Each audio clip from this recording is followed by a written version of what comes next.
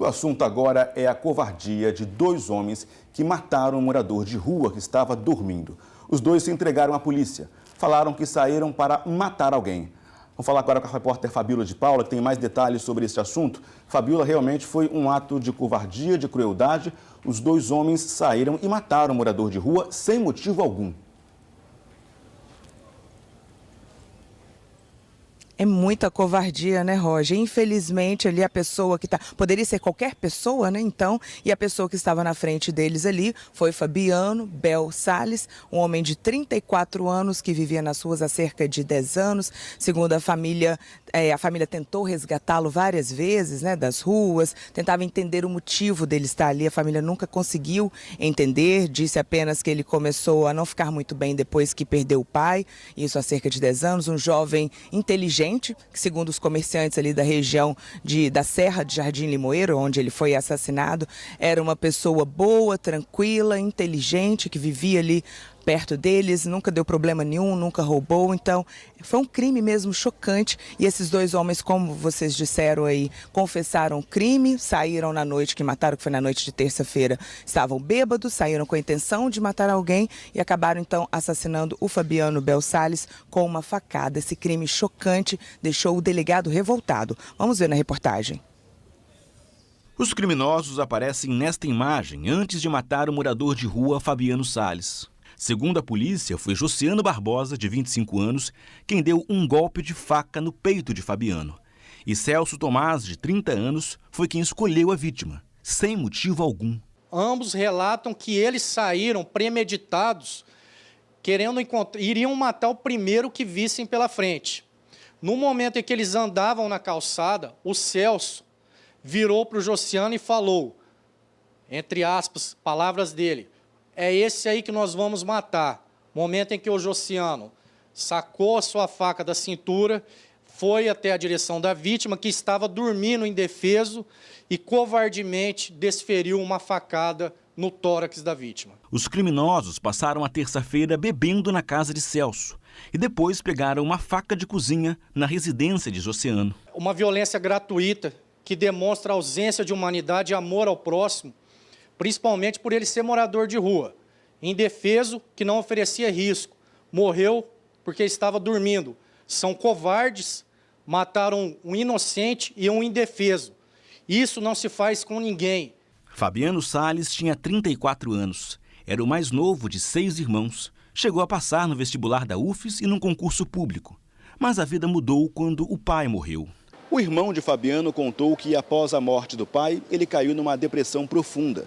E há 10 anos escolheu morar nas ruas. Mesmo assim, Fabiano mantinha um contato frequente com a família.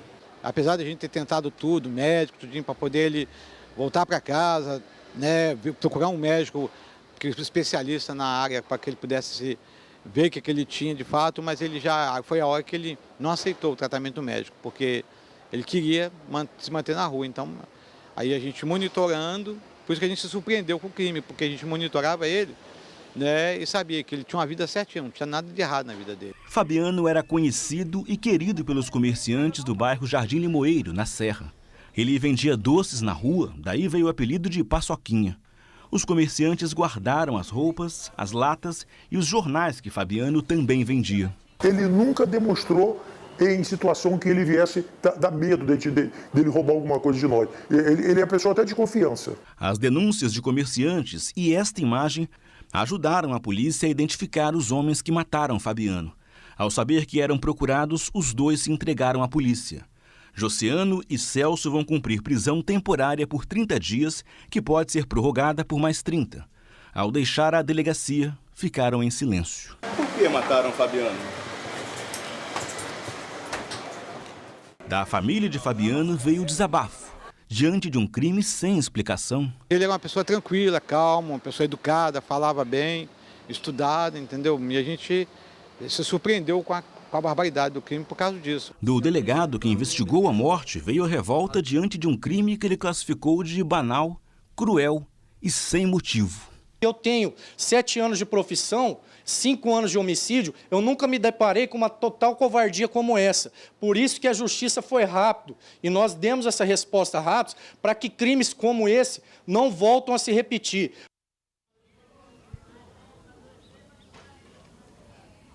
Os dois presos vão responder por homicídio qualificado por motivo fútil, sem chance de defesa da vítima. E muitos moradores de rua, muitas pessoas que vivem nessa situação, nas ruas, sofrem violência, viu? É o que mostrou uma pesquisa que foi publicada recentemente, é uma pesquisa do Instituto Jones. Eu vou conversar aqui com o Pablo Lira, ele é diretor técnico do Instituto Jones. Muitos moradores de rua, então, sofrem violência desse tipo e de outras formas também, Pablo? Isso, essa pesquisa desenvolvida pelo Instituto Jones, né, ela constatou que mais de 34% das agressões relacionadas aí a pessoas em situação de rua, né, são agressões físicas, agressões verbais.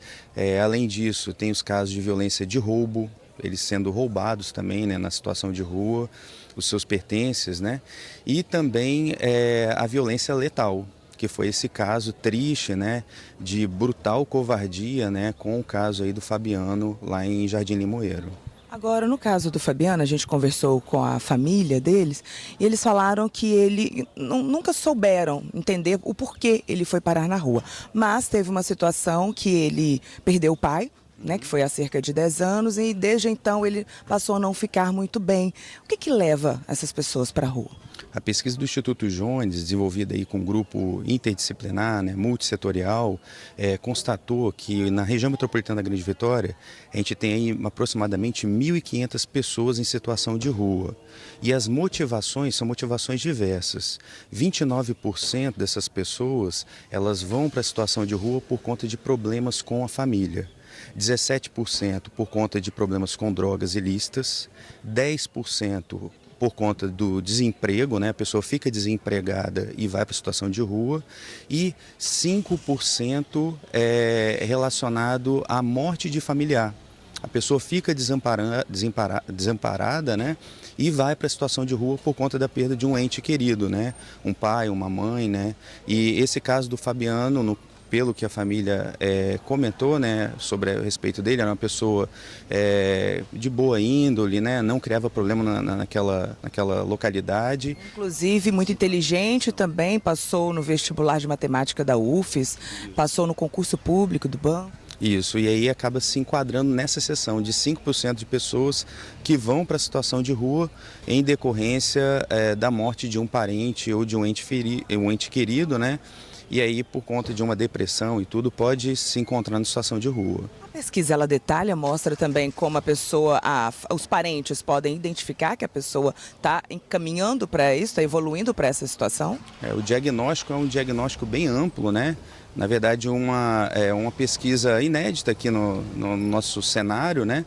E ela traça também essas motivações, essas causas, né? E como que a família também pode, né? Esse diagnóstico possibilita também a família e a rede também de assistência social, que envolve aí uma rede de proteção no campo da assistência social, no campo da psicossocial também, da saúde, né?